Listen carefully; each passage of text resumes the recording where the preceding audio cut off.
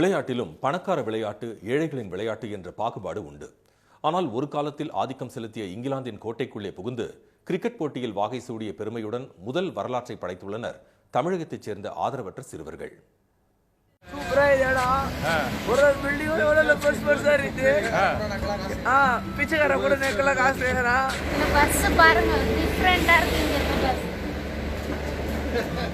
விழிகள் விரிய லண்டன் வீதிகளை வியந்து பார்க்கும் சிறுவர்கள்.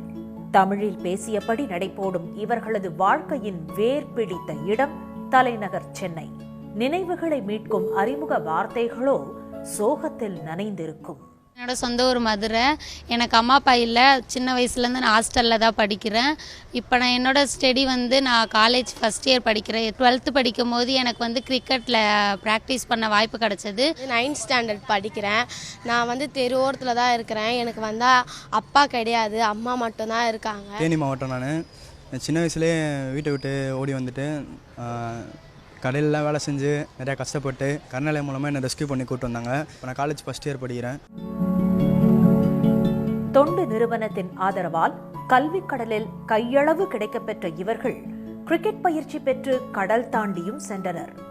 லண்டனில் தெருவோர சிறாருக்காக நடந்த ஸ்ட்ரீட் 20 போட்டியில் இருபாலர் அணியாக இந்தியாவுக்காக விளையாடிய 8 பேர்தான் முதல் உலகக்கோப்பையை முதலில் கைப்பற்றிய அணி.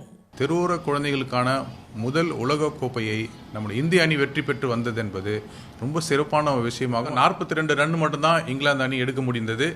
அதற்கு பிறகு கடைசி ஒரு பாலில் ஒரு ரன் தான் தேவைப்பட்டது. ஆனால் நம்முடைய அணி 6 ரன் அடித்து வெற்றி பெற்றார்கள். புது தேசம், புது மனிதர்கள் என்றால் மெத்த படித்த அனுபவசாலிகளே தடுமாறி போவார்கள். ஆனால் அந்நிய தேசத்தில் யாரோ தந்த இடத்தில் தங்கியது, யாரென்று தெரியாதவர்களுடன் இடத்தை பகிர்ந்து கொண்டது, பழகிய உணவு முறைக்கு முழுவதும் மாறான உணவு என்ற சூழ்நிலையில் உலகக்கோப்பையை கைப்பற்றிய இந்த சிறுவர்கள் குழந்தைத்தனமாகவே பெருமிதத்தை வெளிப்படுத்துகின்றனர். எல்லாருமே இங்கிலாந்து தான் கத்துனாங்க.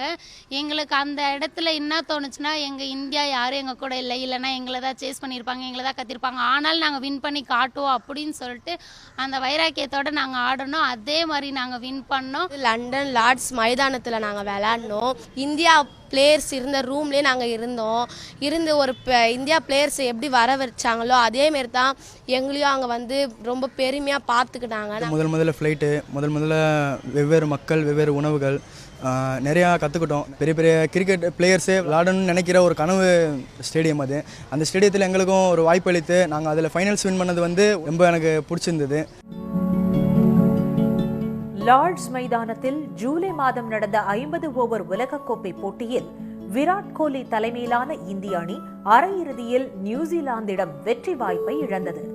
ஆனால் அதற்கு முன் அதே மைதானத்தில் களமிறங்கிய சென்னை சிறுவர்கள் வங்கதேசம், மேற்கிந்திய தீவுகள், மொரீஷியஸ், தான்சானியா, தென்னாப்பிரிக்கா உள்ளிட்ட அணிகளுடன் மோதியதில் ஒரே ஒரு போட்டியில்தான் வெற்றியை விட்டுக் கொடுத்தனர். விளிம்பு நிலை வாழ்க்கை வாழ்ந்தாலும் தடைகள் கடந்தே இவர்கள் கண்டது வெற்றியின் விளிம்பு.